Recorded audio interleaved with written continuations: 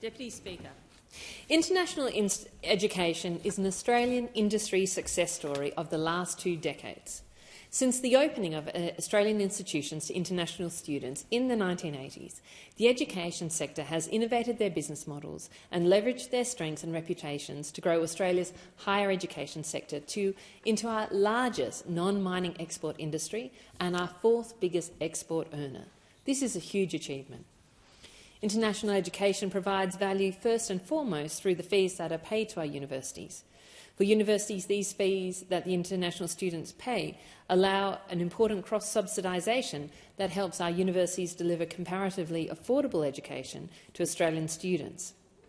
These fees are also critical for research funding over time, contributing to a tripling in research funding since 2000. This has enabled world-class research that helps attract foreign students and employees and has propelled innovative Australian industries such as quantum computing. It is also, as a second-order benefit, the Australian international education sector has increased our soft diplomacy in the region and beyond. In 2023, QS ranking survey of higher education found Australia has the 3rd highest concentration of high-quality universities in the world, behind only the US and UK. This acts as an enormous pool for international talent and is directly and indirectly responsible for almost 70% of Australia's international tourism. Since 2005, 3.7 million international students have studied in Australia, fall in love with our cities and regions, experience our unique landscape, culture and way of life, and they have taken it back home for those who have returned to their own countries and increase Australia's soft power across the region in particular. And finally, as we think for the future of Australian industry and businesses, the international education sector is an area that Australia should continue and should want to expand and grow. And this is because this export earner really plays to Australia's enormous strengths, our incredibly strong education system, our welcoming way of life. This is actually an education sector that is high value and provides high value jobs, for highly educated Australian people. This should be an area that, as a country, we want to continue to grow and to develop. But I appreciate there are some concerns over the growth in the sector, particularly since the COVID-19 pandemic. As at February this year, there were almost 700,000 international students enrolled to study in Australia, a 20% increase on 2019. This is partly due to a long backlog caused by COVID, but the unavoidable truth is that it is also the fault of loopholes in the migration system. The rapid review into the exploitation of Australia's visa system, known as the Nixon Review, presented in 2023, identified that generous visa provisions to enable our education system have led to a proliferation of unscrupulous operators gaming the system in 2 key ways. Firstly, education agents seeking to extract commissions from international students for transfers that are not necessarily in their best interests. Secondly, so-called ghost institutions that offer vague courses targeting non-genuine students that are looking for a backdoor into Australia for work.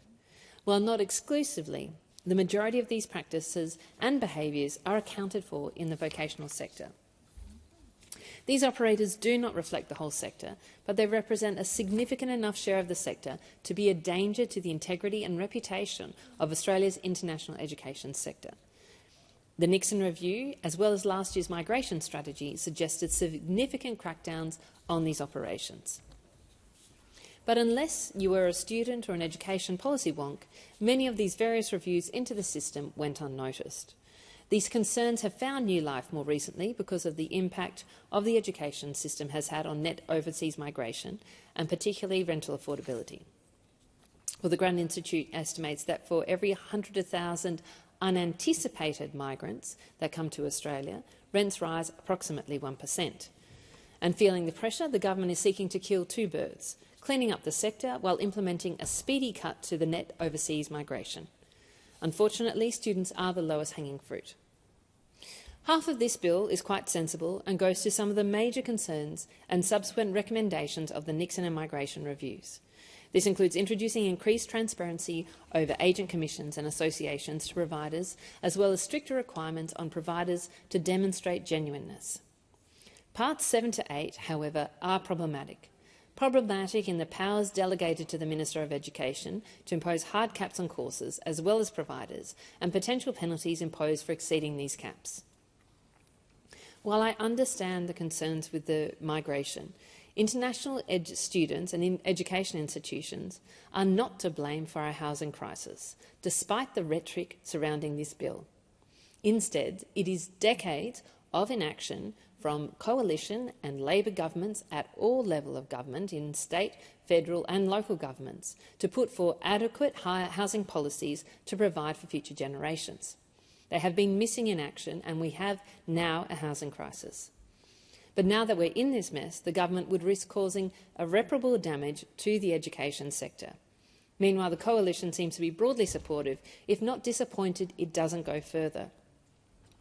I find this baffling, Deputy Speaker. Consider the comparison here with the mining sector. For decades, the overwhelming weight of local and international evidence has pointed to the need to address climate change produced by a fossil fuel industry. Yet both governments have, at various times, been swayed by the argument that this would come at an unacceptable cost to the Australian economy. Yet, when shown 1 year of migration numbers that highlight their collective inaction on housing over decades, both parties are ready to put shackles on our largest non-mining export that we have. An export that last year contributed half of our GDP growth and supports employment for around 250,000 Australians. Am I missing something here? Or is it just that the education system needs more lobbyists? As I've said, I am really sympathetic to the arguments surrounding quality of our international education system and not ignorant of the pressures on the cost of housing that Australians are facing right now. But I think this needs to be done carefully, and I think that there are other ways that the government's broad objectives can be achieved without killing the goose. As is so often the case, the Grattan Institute provided some considered proposals that would be fairer, less disruptive and work better than implementing student caps. And to their credit, the government has implemented some of these.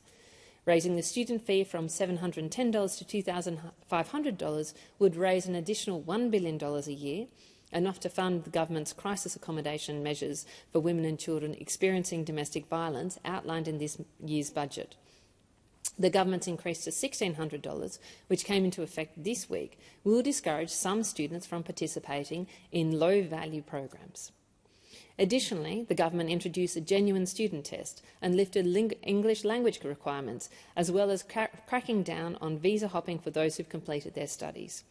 Both these measures will make it harder for low-value studies or unskilled professions being used as a visa backdoor.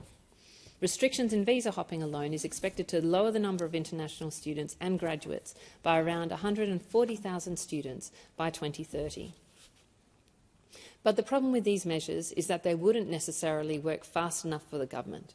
I get it. Housing is a huge issue for my community as well, and I'm on the record absolutely across this parliament and really since before the last election on the need for action. But this bill represents the kind of short-term political thinking that has landed us in the housing crisis to begin with, and once again offers no long-term solution for getting us out of it either. I've run businesses, and I know that businesses can't turn on a dime. You can't turn your customers on for 1 week and then say 3 weeks later I'll turn you off, and don't worry, I'll come back to you in a couple more months when I feel like I'm ready to have you again. This, the industry, the education industry, has taken many years to build up in Australia. We should respect the work that has gone into building this industry and the enormous contribution that it actually makes to this country. And we shouldn't expect that we can then turn it off, with a flick of a switch and then expect it to restart again when we think that we need some more export earnings. Business doesn't work like that, then the real world doesn't work like that. And if we do follow through with what the government wants and what the opposition seems to want even more, then we will pay for this over the long term in our export earnings and in our universities. And that is entirely serious. We do have other options, and I've outlined a couple of them in terms of how to make a more measured approach to addressing this migration problem. And I think we should be looking carefully at what happened to Canada, who imposed similar kind of visa caps and ended up with a much stronger response from students who now are not choosing Canada at all. And so there has been a much more significant reduction in earnings for those overseas students. So I know we need to change the education system for overseas students. I think we, as speaking to people and young people I know in the community, I know that there are some genuine concerns about, how integrated some courses are, particularly for overseas students, and how to make it a better experience both for the overseas students but also for the Australian students studying alongside them. There are real challenges here. But flat caps, and particularly governments controlling courses, completely stands against the entrepreneurial spirit, which has actually given us this export industry. Businesses, again, will not evolve and actually grow and in the way that they have if government is constantly dictating the details, because that's not the nature of government, to actually build and grow these sorts of industries which have added enormous value to this country. So we need to fix the housing crisis, but we need to do this in other ways. That is the appropriate thing to do, rather than to once again, use migrants, and particularly, overseas student migrants, as a sort of punching bag in this issue. And if nothing else, we need to make sure that all of our actions focus on ensuring that we retain the highest value students, the ones that contribute most to the economy, both in terms of their fees, but also into their other contributions to the economy. That is the other way to do this well, and that is where the increase in fees for the migration for the visa application would weed out many of those students who are not here really to study, who are here really to work. And I think that is a much more effective way of continuing to raise that fee, so that only genuine students here genuinely to get a degree, and a degree that it costs a fair amount of money and provides a fair amount of return to the Australian government and to the Australian people should be taking. I feel like the crossbench has tried to be the voice of reason in this debate and has put forward some sensible amendments that will mitigate the potential damage of this bill. This includes a sunset clause for 2 years, moved by Ms Daniels, that will prevent these dramatic powers being used by future governments. Ms Tink has moved to exclude course caps that I see as egregious overreach from a government into the running of private organisations, and actually giving our universities the ability to respond to the needs of the markets, because we know that government is not in touch with the needs of the market, and so most likely will actually just once again kill the goose that laid the golden egg. Ms Ryan has requested a review to be conducted on the validity of the caps. And finally, Ms Chaney has sought to push back the start of this legislation by 1 year to give students and universities certainty, given that the enrolment processes for 2025 is already well underway, and as well as cut out sections 7 and 8 entirely. These are reasonable and thoughtful admissions and additions, to the bill. These would mitigate some of the worst effects of this bill. But I urge the government to reconsider this course of action and look for other ways that it can manage the education system without this draconian impact and the likely impact on the broader strength of this export industry that we have built up, the universities have built up in particular, as well as the vocational community has built up over many years. I will be supporting the amendments from the crossbench, but I will not be supporting this bill. I believe it is a step too far by government, and I'm genuinely concerned about the economic and reputational damage these powers present, if not now, then later under future governments. And I particularly urge the coalition to consider that they used to be the party of free enterprise, of trying to build and grow businesses, and really, letting these sorts of success stories grow. And I again find it unfathomable that the coalition is once again leading the charge on trying to destroy one of Australia's most successful export industries, and one that is a credit to all of us and all the people who have built it up over time.